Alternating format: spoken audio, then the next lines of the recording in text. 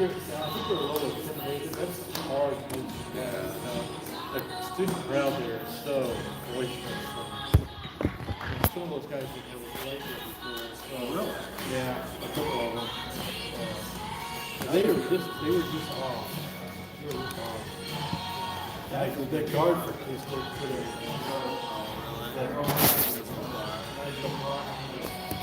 he was throwing them up from everywhere. He's only 5'8", but he would get behind somebody and get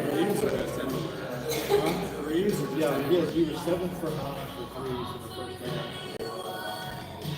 That's pretty good. Hey, Gloria, could you stand up there for a second so I know I'm not cutting off your head? Oh, sure.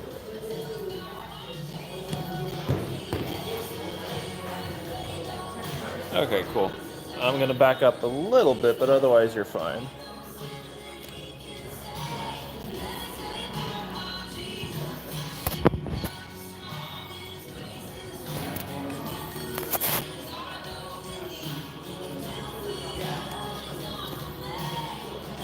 I don't think the sound quality is great on YouTube.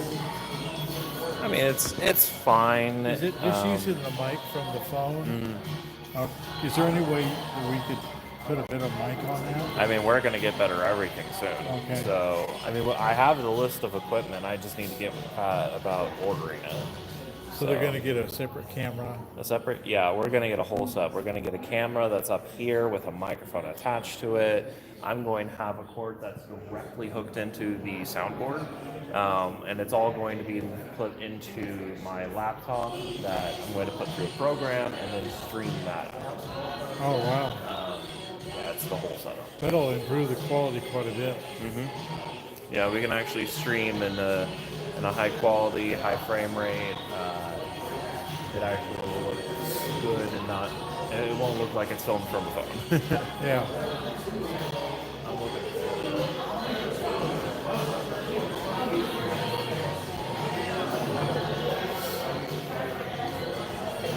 I think I just need to email Daniel. I just need to get on that. Morning.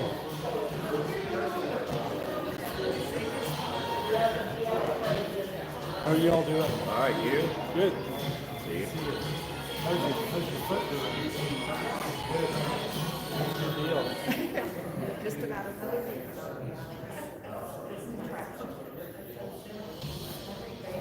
Glad we haven't had too much ice and snow. Yeah.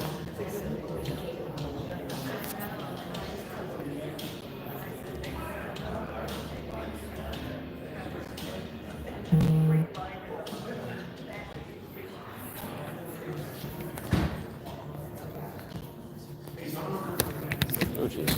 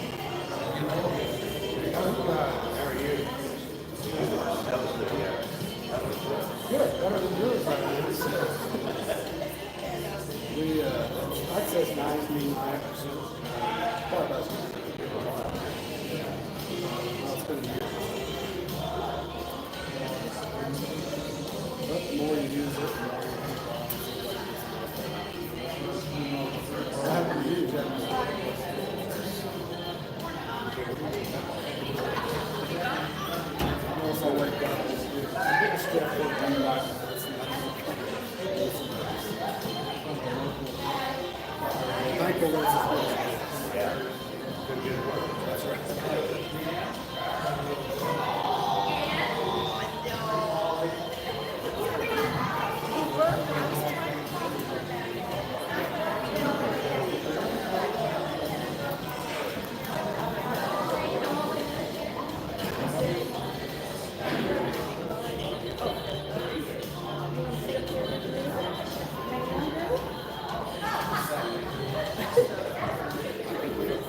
like to be close to the preacher.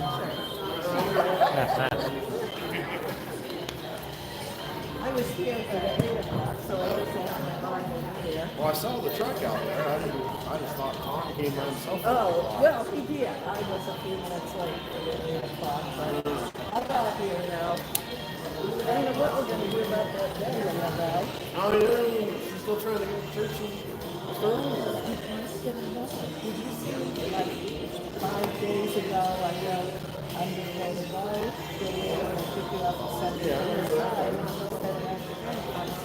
So then I texted her personally a couple of days ago, or no, soon after that, like Tuesday, Wednesday, said, are you sure we can't pick you up, or we can't make arrangements or something?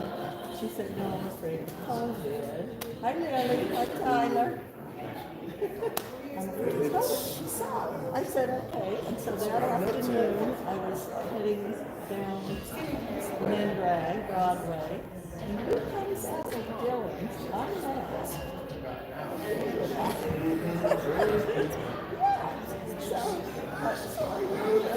I wrote her, I said, so you got groceries? And she just said, so I said, I saw you coming out of Dylan's as I drove up. And she said, I get a groceries. So I said, okay. Oh, jeez. You know, to me, Andy, would you say there were more people in Dylan's during the day than here? I mean, it depends on the hour. Yeah. Those days I think would be back. Yeah. Anyway, I don't know.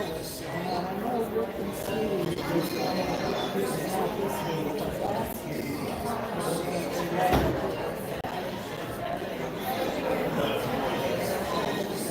COVID is on the uprise. Half of my company.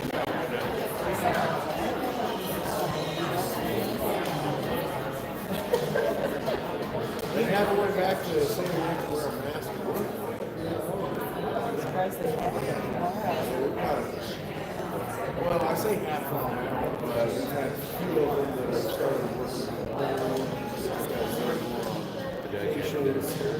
So they're wanting to stay. Well, they're wanting to stay away, so they're going to have a COVID test 48 hours prior to getting on flight or whatever. So they're taking that week off, unless we can off. But that might be better. We have had a few of them. Well, you know, Andrew, What's the Wi-Fi password? The Wi-Fi? Andy's birthday lunch together, and even I don't remember. so we had birthday lunch at our house, but Aaron and Jason. I don't know off the top of my head. So they didn't come. Like,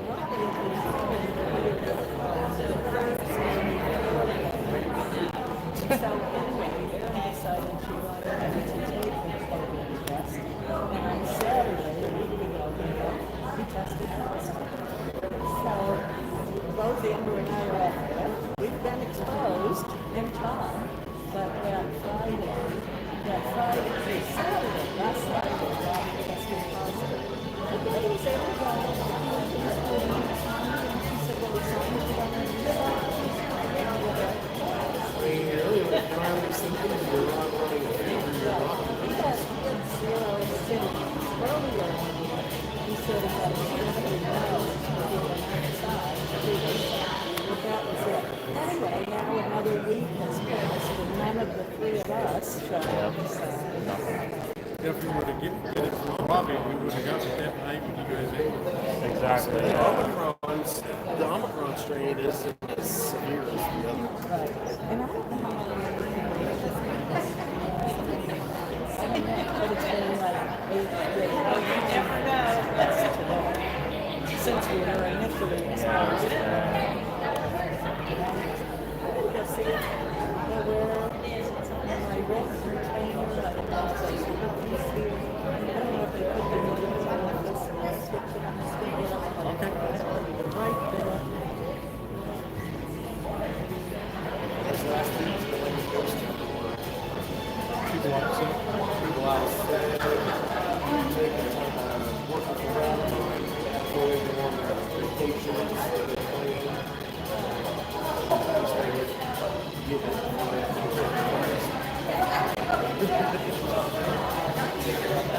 You probably, you got a hold of some tests that we gave them to Aaron. So they were all getting some. Guess we're gonna get some favors. Oh yeah, I saw the order mine. You can, there's a link you can, Yeah, I think Isabella sent me it at one point. I just need to go on it. I've got it on my phone. Yeah. What's funny is that the day before I found out about those, I actually ordered a couple COVID tests from Amazon. So, and I don't mind getting them either, but yeah, it's funny. Now, are these ones I gotta, No, not real severe, just kind of go around. Nothing that's real. I'm like, here, let me go pick my brain. I think I got some brain tissue there. Well, it's really odd. It's like one guy at work, I talked to him, and then the next day I came in and he wasn't there. Come to find out, he went to the hospital.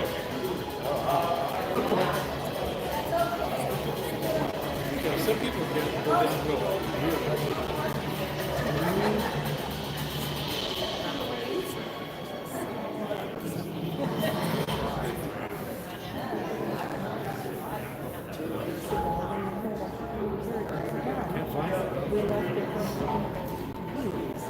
Oh, those cookies. I have them. You have a container? And the cookies. There were cookies left? Yeah, actually, yeah. They were given to There were like a dozen cookies left, and my mom was like, "Here, you can take them with you." So yes, I have the container. I just don't remember.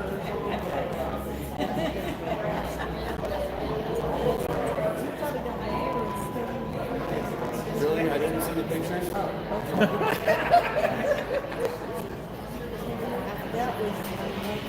we were being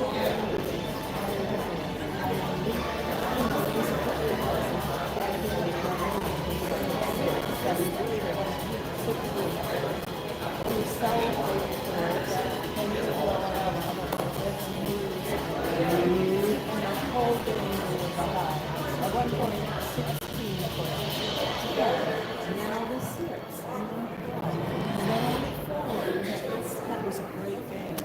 And then we thought, that's too bad. And then move over. We just did a turnout and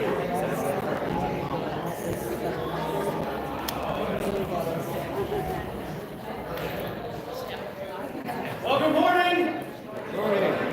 Welcome everyone to First Baptist Church. We're so glad you're here with us this morning. Just a few things to remind you of, and a few things coming up this week that I'll kind of tell you about as well. I feel weird standing at a table like this. I feel like I should lean on it or something. So just a few reminders. We do have nursery available. That is for children who have just been born all the way up to their 3rd birthday. You can find that by going to the back of the church, make a left. It'll be the first door on your left as you go down the hallway. So that's nursery. Children's church available as well. That is for our 3-year-olds all the way through 4th grade. They will be dismissed following the singing portion of our service and will be brought back to you here in the sanctuary during our closing song. Some things kind of flipping through there on the screen. I'm not going to hit everything, but you can kind of read what's going on this week. Some things I'll highlight. Wednesday night, Kids Bible Club. Remind me, is that here or is that Faith Bible? Faith Bible, that is from 6 to 7:30, Kids Bible Club. Men's Study Group, Fridays here at 6 a.m. There's something else going on. If that's not something you've been a part of and you've wanted to be a part of it, please feel free to start at any time. Safe House will be moving 2 Sunday mornings, starting February the 6th. So keynote there, Safe House, no longer Wednesday nights for the time being, Sunday mornings, 9 a.m. That's all I'm going to highlight for us. If you would, please stand, greet one another, and the children will be dismissed after we sing.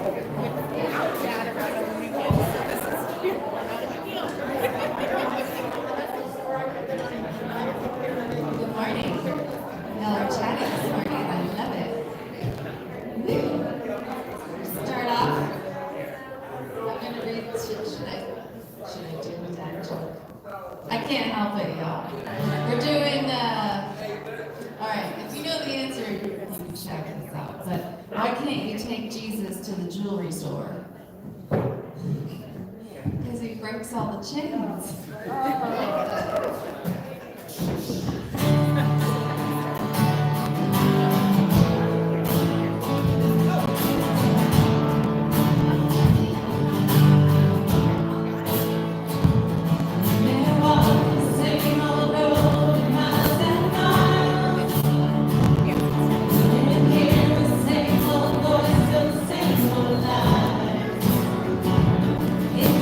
Trying to feel the full of this life.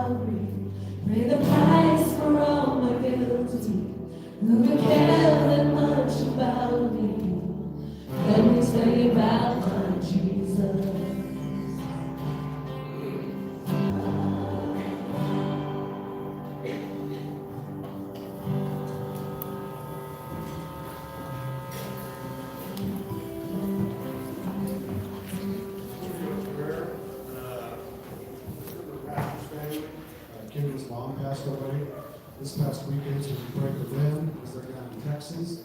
Also, there's a young lady in Sterling, named Isabella, who's struggling with stage 4 cancer. Just pray for her. Pray for the doctors as they treat her. Pray that those chemotherapy and all that would work for her as well. So let's bow our heads. We thank you, Lord, for this morning. We just thank you that we can gather and worship. We thank you for your grace, your love that you've given each one of us. We do want to lift up Kendra's family, the loss of her mother. It's always difficult. We just pray for your comfort. Pray for them as they're down there in Texas. Pray that they would have a safe trip home when they come home. We also think of Isabella, who's dealing with cancer. She's already had surgery. Now she's doing chemo. Just pray that the chemo would work and be effective, and that her body would handle it as good as possible. We also want to pray for those here in the congregation maybe who are struggling. Maybe it's an emotional or financial issue, or maybe it's something that's been weighing on them for many days or weeks. Just pray that you would meet them at their point of need as well. We do thank you that when Pastor's gone, we have people willing to serve the pulpit. Thank you for Tom and his willingness to share your word this morning. We just pray that you would be with him as he brings your word to us. In Jesus' name we pray.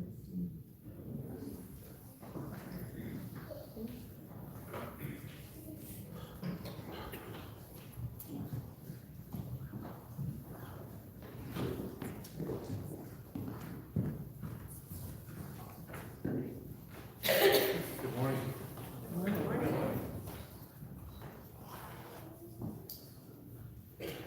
It would help if I turned this on. Good morning. Is that better? Yeah.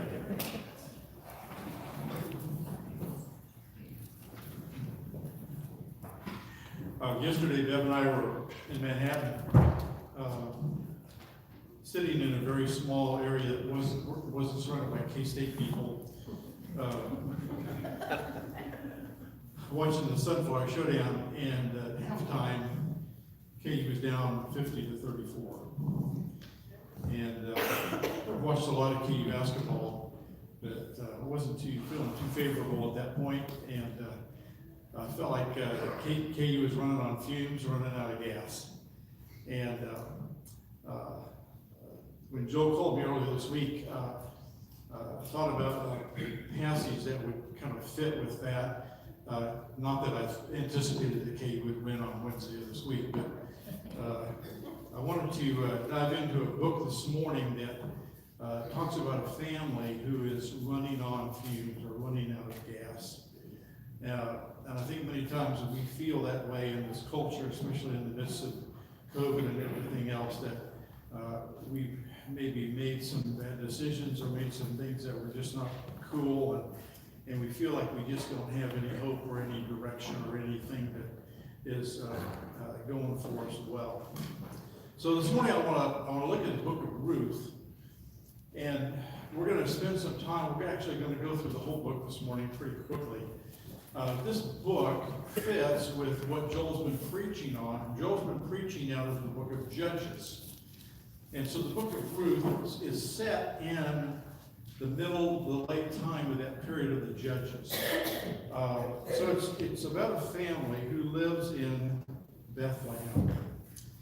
And I just want to give you just a little bit of introduction to this book, and we'll just kind of dive right into it. This book is a story that was probably written a little bit later. We actually don't know who wrote the book. Could have been Samuel or somebody else, but it's a historically accurate story about something that happened during the time of the Judges.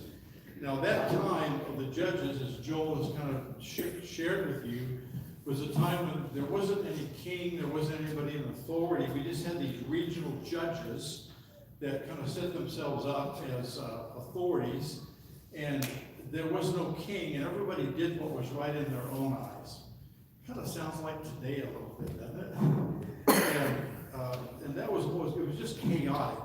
And so a judge would come on, and things would go better, and then they would slide back into bad lifestyles and bad choices, and things would get terrible, and they would ask for somebody to come save them, and God would raise up a judge. So we have this 400-year period of history, which is just calamitous, chaotic, and nobody can figure out what's going on. And in the middle of that, there's this story about Ruth. Now, this book does not appear in the Jewish Old Testament where it is in our Bibles. It's actually towards the end of the Jewish Bible in a section called the Hagiographa, which is just the writings or the poetry. So this is more poetic. It's more of a story, and we're going to look at it this morning in terms of kind of looking at it as 4 scenes out of a movie or out of a play. And so we'll look at that. It's going to move around quite a bit, but it's going to talk about a family from the town of Bethlehem. And if you've been in church at all or heard stories about Bethlehem, you know that's a pretty important town. So we're going to look at this morning, and this book has a ton of dialogue in it. So there's a narrator who kind of tells the story, but then he'll dive into the discourse between these people, and so we're going to get a lot of conversation back and forth between the different people in this story. So let's look at it. We've got a map up here that shows you where Moab is and where Bethlehem is. You can see the kingdom of Israel up there in Judah. So all of that is Israel. And you see the Dead Sea and the Sea of Galilee and the Jordan River. Then the blue kingdom is the kingdom of Moab. And we're going to be talking about Moab in just a minute. So that kind of just, this family is living in Bethlehem, which is just a few miles south of Jerusalem. So you can kind of see Jerusalem up there with that star, and Bethlehem is just south of there. So if you have a Bible or a device and you want to turn to it, let's turn to Ruth, chapter 1. And we'll look at this book, and we'll just kind of go through it. And I just want to kind of highlight a few things about this book that sets it in this time of the Judges. So we'll look at chapter 1. It says this. It says, in the days when the judges ruled, there was a famine in the land, and a man from Bethlehem in Judah went to sojourn in the country of Moab, he and his wife and his sons. So this guy, Elimelech, lives in Bethlehem. He's from the tribe of Judah. And if you don't know the town Bethlehem means house of bread. I don't know about you, but when I walk into a bakery and I smell that fresh bread, I could live there all day long. So Bethlehem was known as the house of bread. So it's a bit of irony that we have a famine in a town which is known for its being a town of house of bread. So Elimelech has some choices to make. There's a famine, he can't make ends meet, so he decides to take his wife, who's Naomi, and his 2 sons, and they're going to move to Moab. Now, is that a good decision or a bad decision? I think probably not the best decision in the world. I want to tell you a little bit about Moab. Moab was a descendant, the tribe of Moab, or the country of Moab, was a descendant of Lot. And these people that lived there, if you want to go back to that map just briefly, these people that lived there were never friendly with Israel. When Israel was coming up from Egypt to the Promised Land, they had to go through Moab. And when they got there initially, the Moab king hired a guy by the name of Balaam to come from another country and dissuade the Israelites from going into the land. He was supposed to curse them so they wouldn't go in. It didn't work, and so the Moabites devised another plan, and they brought lots of women into the camp, and they thought that they could dissuade the Israelites from going into the camp with gross immorality. And so that didn't work either. So these people were always antagonistic to Israel, never friendly. In fact, the Moabites were restricted from worshiping in a tabernacle in Israel. These 2 groups didn't get along. So when Elimelech, whose name means my God is king, makes the decision to go to Moab with his family, it's probably not the best decision in the world. So they moved to Moab. It's about a 100-mile trip. Either has to go around the north end of the Dead Sea or around the bottom of it to get there. They go there, and it says they're going to sojourn there. Well, that sojourn turns into 10 years. And during that 10 years, Elimelech dies, the 2 boys get married to Moabite women, and they both die. So we have 2 weddings and 3 funerals.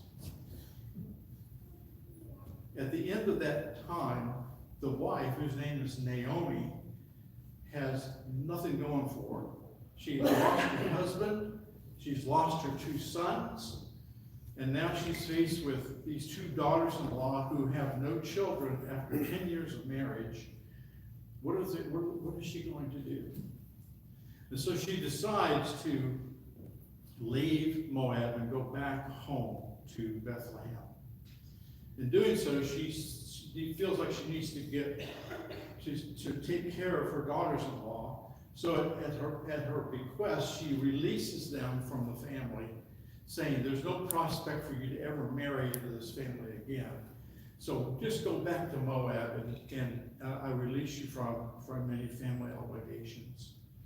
And so one of them is named Orpah. I found out recently that was what Oprah's name was supposed to be, but her mom wrote it on the birth certificate. So Oprah should have been Orpah. Probably better that she's Oprah, because Orpah is just kind of briefly on the scene here and just disappears. So Orpah goes back. She goes back to Moab. But Ruth decides she's going to hang with Naomi. And there's a brief passage in this first chapter that I want to read to you. So if you skip down to about verse 16, Naomi has done her best to send Ruth back to Moab. And Ruth just won't go. And Ruth finally responds this way. It says, but Ruth said, do not urge me to leave you or return from following you. For where you go, I will go. And where you lodge, I will lodge. And your people will be my people, and your God will be my God. When you die, I will die, and those and there I will be buried. May the Lord do so to me also, if anything but death parts me from you. So we have this loyalty, this kindness and loyalty that Ruth exhibits for her mother-in-law. She's willing to leave her family, her security. Widows in that day and age had little security at all. Usually they had to sell themselves into slavery or prostitution or some other thing in order to make ends meet. And for her to leave and go with her widowed mother-in-law, it was a sign of loyalty beyond all respect. And she has come to have a relationship with the God of Israel over Chemosh, who was the God of Moab. So she's making some choices, both with family relationships and also with her relationship with God. At the end of this chapter, this first chapter, Naomi is just gutted. She has no family. She feels like God has turned against her, and she is just running on fumes. Let me just read. If you look at the end of the chapter, you'll see her own description of herself. She says, "Don't call me Naomi," which the word Naomi means pleasant. She goes, "Don't call me pleasant, for the Almighty has dealt very bitterly with me. So call me Mara," which means bitter. He says, "Why call me Naomi when the Lord has testified against me, and the Almighty has brought calamity upon me?" So I see that Naomi has the recipient of some bad decision making, both on her husband's part and on her family's part. And she does, like maybe many of us do, when things don't go our way or life falls apart or we don't feel like God has been good enough to us, we blame him. And that's exactly what Naomi does at this point. So I want to just leave you with a few observations from this first chapter. When Naomi left, she said, "I left Bethlehem full and I came back empty." Not only did she come back empty physically, but she came back empty spiritually. She was just gutted inside. There was just nothing. She didn't see anything going on. What I kind of glean from that is when we make bad decisions, we tend to blame God for the outcome. Or sometimes other people make decisions that implicate us in junk that just doesn't go well in our lives. And even though we may not have a good relationship with God, or number one, we tend to blame him, which I find always kind of interesting that we want to blame someone that we don't know very well. But even in the darkest hour here, and this is the darkest part of this story, and Naomi is blaming God, and she still calls him Almighty, but she said, "The Almighty has just dealt cruelly with me." She misses some stuff that's going on. What she misses is the fact that in front of her is her daughter-in-law named Ruth. And Ruth has pledged her loyalty, her kindness to Naomi, in spite of all that's going on, in spite of the limited hope.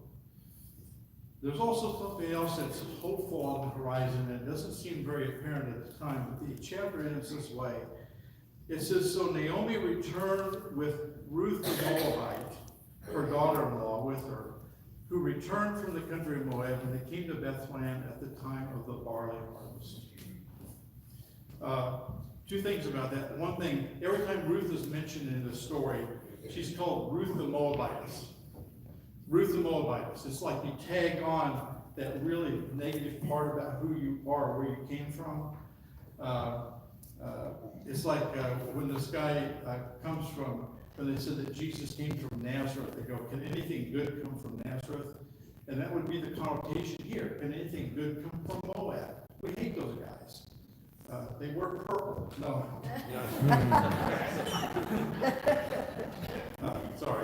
Sorry, Casey, but K1 again. Amen. The other thing, one of the principal truths I want to draw out of this book, and it's just slightly being revealed here, is this idea of providence. And the fact that God is a God of providence. What I mean by that is God tends to work providentially in our lives. And the best way to describe that is kind of secondarily. We read the stories in the Old Testament about Moses doing the miracles, parting the Red Sea, and we think, well, that must be the way God works. But most of the time, God works providentially in the fact that he brings things to bear in our lives, that as we make those choices, he can work and reform and transform our lives. But it's not overtly. It's kind of behind the scenes. And half the time, maybe most of the time, we kind of miss that. And Naomi was missing that. She had a daughter-in-law sitting in front of her that was going to change her life.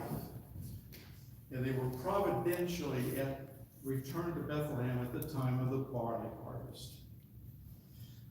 I've never raised barley, but I actually used to farm some ground that had a barley acreage on it.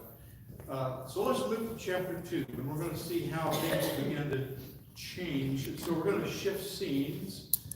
We've gone from Bethlehem to Moab, back to Bethlehem. Now we're back there, and Ruth is going to become kind of the primary character in the story. And so we're going to move from produce to providence. And what I mean by that is Ruth is going to take it on herself to do something about her situation. So she comes up with this idea. In verse 2 of chapter 2, she says this, and Ruth the Moabitess said to Naomi, let me go to the field and glean among the ears of grain after him in whose sight I shall find favor. And so this was a practice that was common in the Near East. Almost every country did this.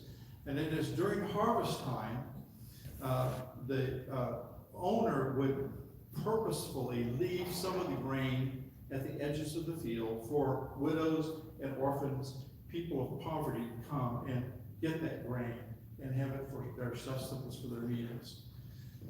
Some farmers would leave as much as 10 to maybe even 20% of their crop around the edges of the field for people to come and to glean it. Just a side note, for years,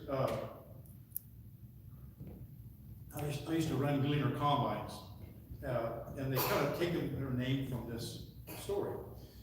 And the story was told by the gleaner combine people that a gleaner combine gleaned everything. It didn't leave any gleanings around the edge of the field. It would harvest all the grain. But truth be told, the gleaners were terrible at harvesting, and we probably left 10% behind, whether we wanted to or not. So they were really an appropriate name. If you have a gleaner, I'm sorry. I don't belong. So anyway, Ruth knew about this practice, and so she went out and she was beginning to glean. Now, there's an interesting little way this is said in Scripture. The next verse says, so she set out and went and gleaned in the field after the reapers, and she happened to come to the part of the field belonging to Boaz. Now, this is not apparent in the English text, but the word there in Hebrew, it says she happened or chanced upon chance to go to this field. And it's really a play on words. From our eyes, it looked like, Ruth is from Moab. She doesn't know who the farmers are. She doesn't know where the fields are. She just wants some food. So she's going out and gleaned in the field, but it happened upon chance that she gleaned in the field of Boaz. So we have this new character that's introduced to the story, this guy, Boaz. But the point I wanted to make is this is how the providence of God looks. Ruth chanced upon chance to go to this field. There was no chance. It was God's providence that she went to this field. He provided Boaz to own this field, and that they should meet, and that this story would continue. So we're introduced to Boaz. We really don't know what his name means. When I picture him in my head, it's like he has a big B on his chest, like he's Super Boaz. He's presented in the best light possible. He's a stand-up guy. He knows he's a wealthy farmer. He notices people that work for him. He blesses them. When he shows up at the field in this chapter, he goes, "May the Lord bless you." And they all come back and say, "May the Lord bless you." And he notices people. He loves them. He cares for them. And all of a sudden, Boaz goes, "Who's the lovely brunette on the edge of the field that's gleaning?" Now, we don't get any indication that there's any romantic involvement at this point. Boaz is probably an older guy. We think never been married, but he notices her because he knows his people, and he doesn't know this one. And so they introduce her. The helpers evidently were in on the gossip train, and they knew exactly who they go, "That's Ruth the Moabitess." And so they are introduced, they get to know each other, and Boaz goes out of his way to take care of her. He even tells his people, "You guys, nobody lays a hand on this gal. Throw a little extra grain out and make sure she's under your care, take care of her." He even sits down and has her eat with his helpers, which was totally never done. He gives her extra water. He cooks a nice food for her. He just is overly generous to her, takes care of her. So much so that when she comes home from gleaning in the field, she has a sack of seed that's about 30 to 50 pounds. So she had almost a bushel of grain from her day in the field. And when she comes home and shows Naomi, Naomi is like overwhelmed at what has gone on. So,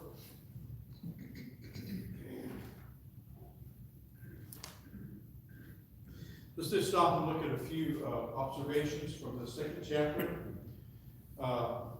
When we start the chapter, Naomi has no food, no family, no future. She's destitute. She's bitter, but she has Ruth.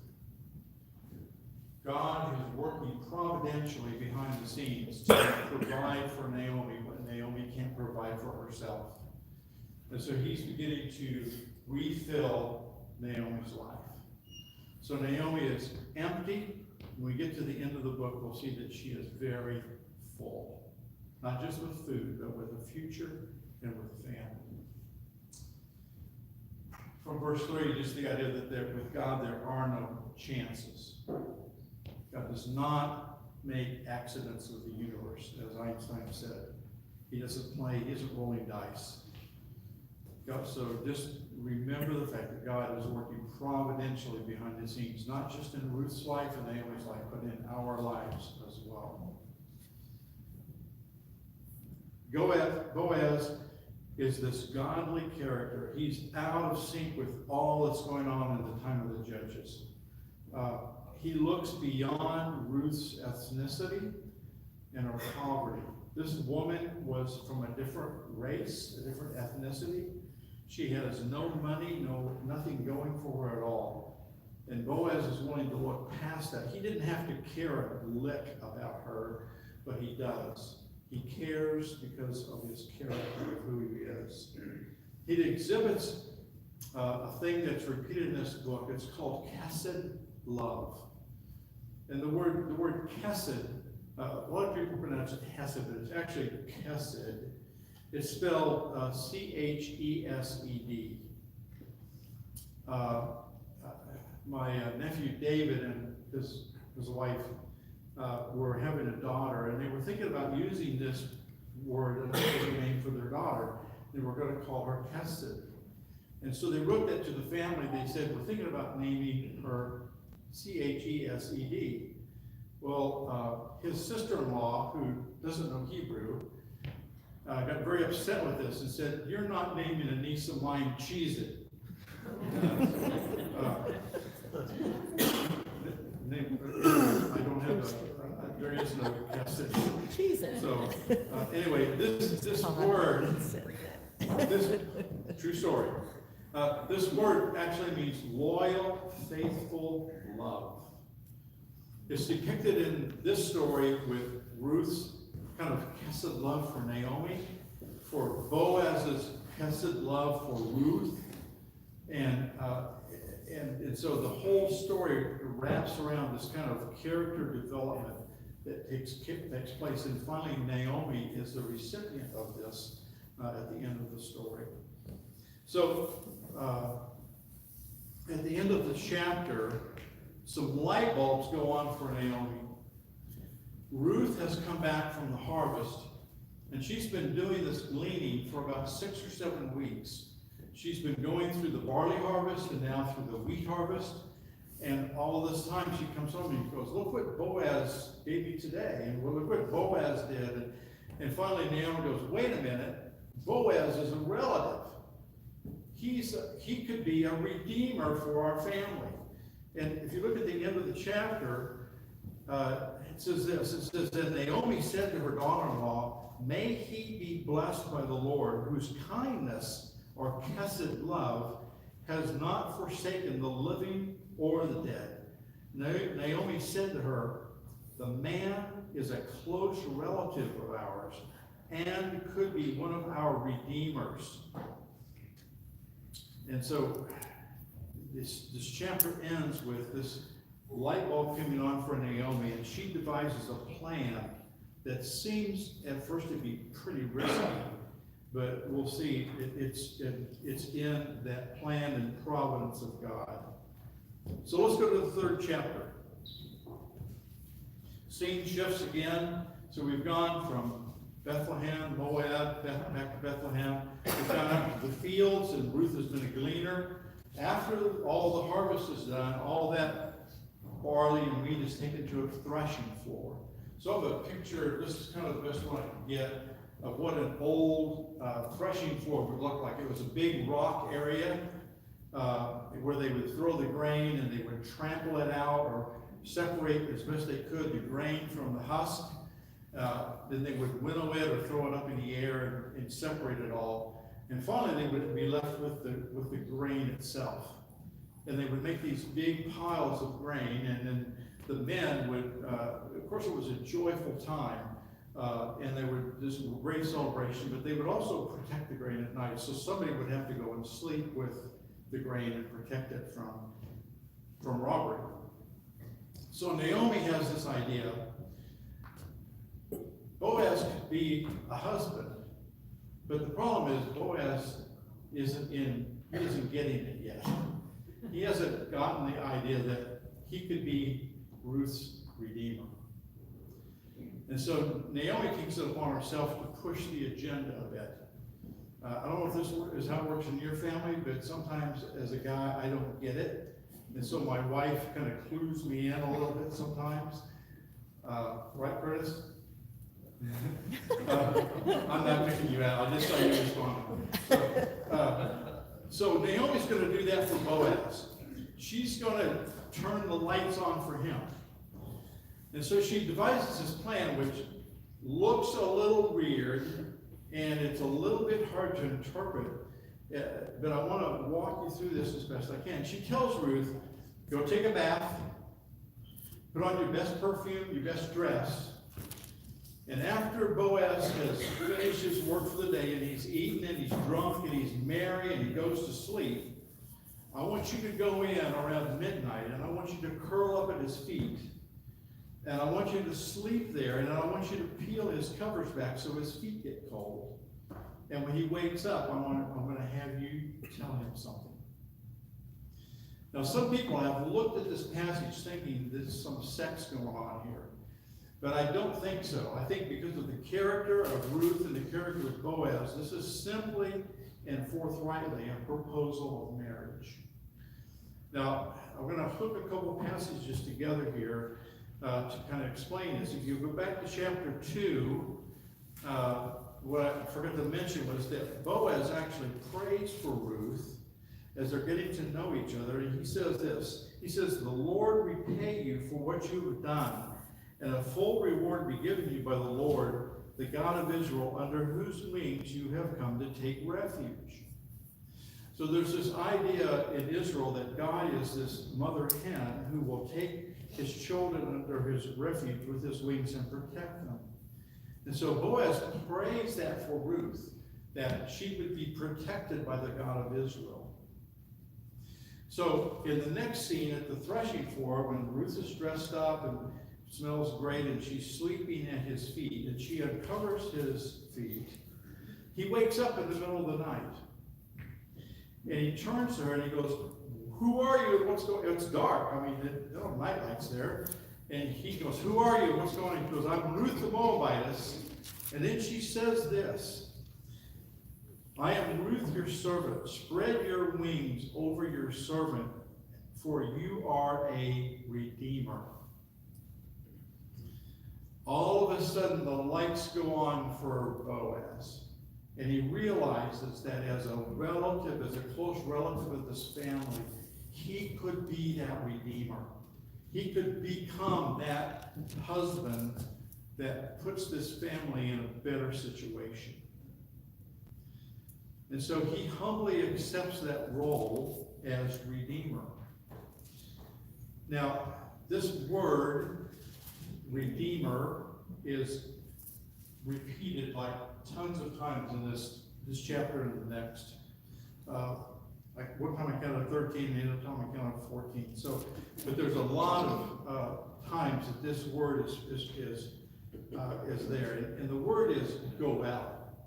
It's just one. It's just actually 3 letters in Hebrew, but it means kinsman redeemer. And the idea of a kinsman redeemer is a close relative that takes care of the family when all the other male leadership is gone. And so we have Eliezer's family here. He's gone, his sons are gone, and all we have left is Ruth, who is of marriageable age. She's the only single source for this family to have any kind of a lineage or any kind of a future. And the nearest relative has the opportunity, not the demand, but the opportunity to take care of that if he should so choose to do so. So Boaz realizes, I'm a close relative, but there's a bit of a problem. There's another guy who's a closer relative. And if he chooses to take the option, he can become that redeemer. And so Boaz says, you know what? I'm willing to do this for your family. I'm willing to be your redeemer. I'm willing to marry you. I'm willing to give your family a heritage. I'm willing to take care of all of the indebtedness that your family has. But I got to take care of this other guy and make sure that there's freedom for me to do this. So we'll shift real quickly to the 4th chapter. I'm going to come back to this idea of the well in just a minute. So the 4th scene takes, let's go ahead and shift to scene 4, I'm sorry. Okay. Scene 4 takes place at the gates of the city of Bethlehem. So this is the next morning. Ruth has proposed marriage. Boaz says, hey, I'm game to do this. I want to be your redeemer. But there's another guy. And so the next day he goes to the city gates. He gets 10 of the highest character people that he can find. And he meets this guy who's this near relative. We don't know his name. He never gets named. He just is called so-and-so. That's the best translation of the Hebrew. He says, hi, so-and-so. His name is never mentioned. So Boaz meets this guy, and he confronts the near relative and goes, hey, by the way, you know Elimelech's family. They used to own property here. They left, went back to Moab, they came back, and it's only Naomi and Ruth. And there's an opportunity for you to buy some land.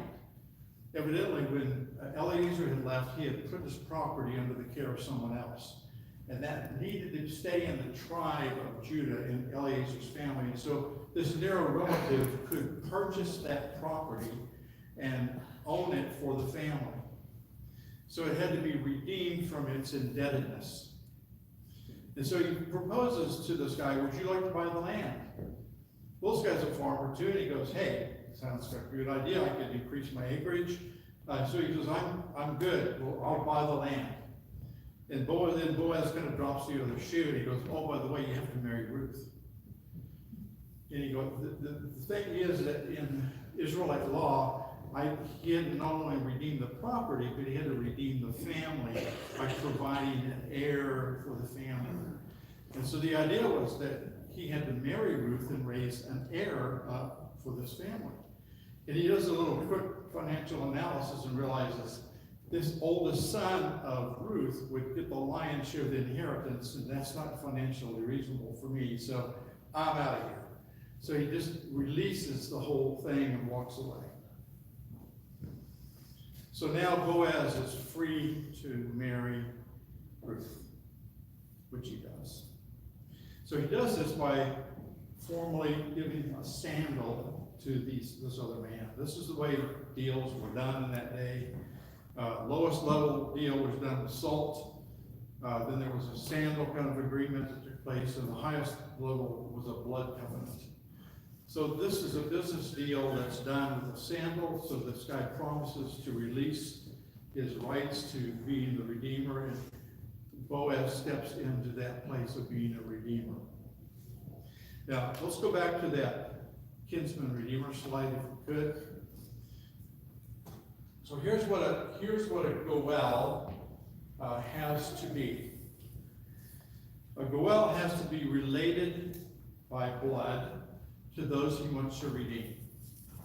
Boaz certainly fills that bill. He has to be able to pay the price of redemption.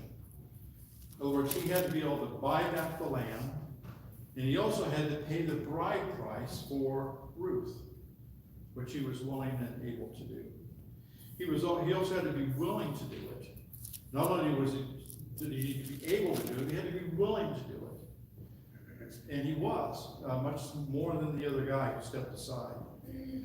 And the last thing was he had to be free from debt himself.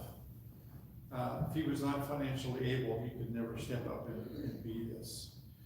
And so what I want you to see this morning is this idea of kinsman redeemer, this idea that Boaz becomes for this family its savior. He redeems the land, he redeems the heritage of the family by marrying Ruth.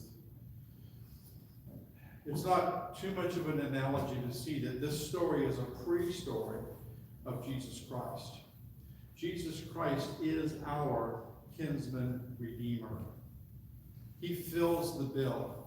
He is related to us by blood, by the incarnation.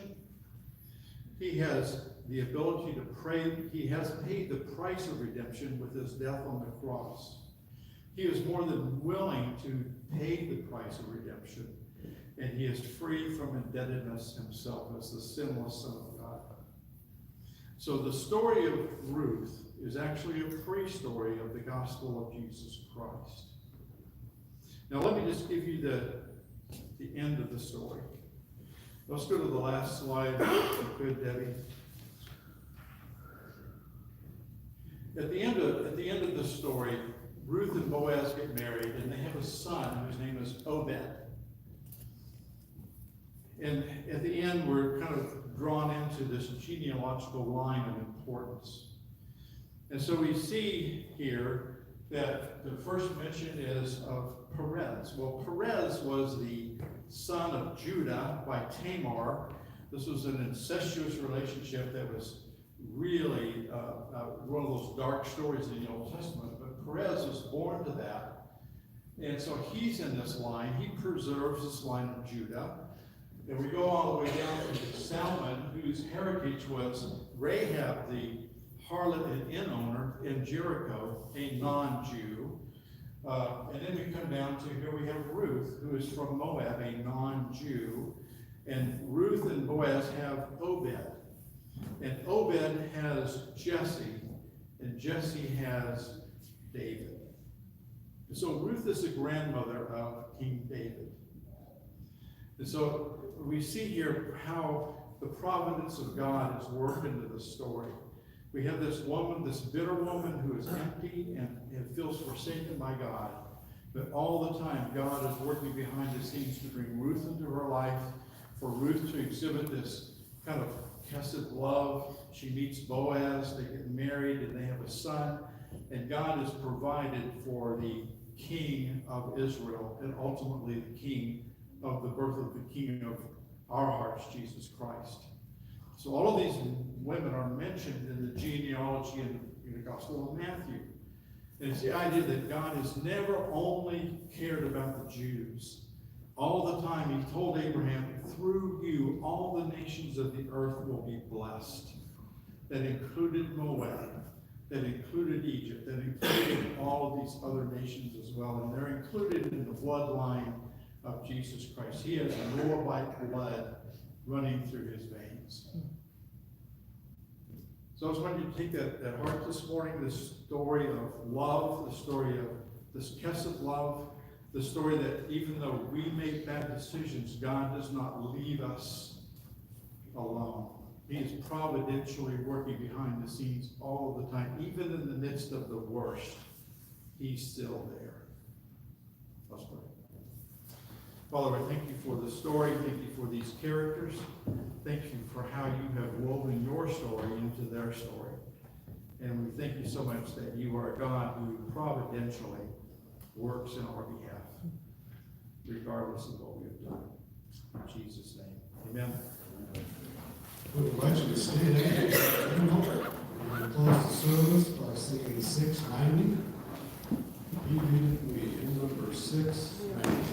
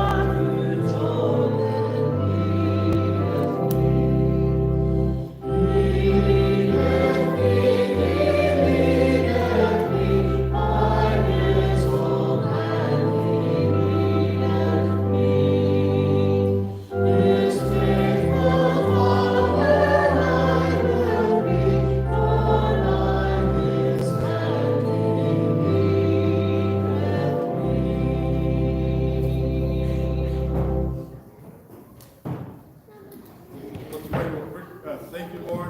Dismisses us now with the care of your wings over us as the caring Father that you are. In Jesus' name, amen. Amen.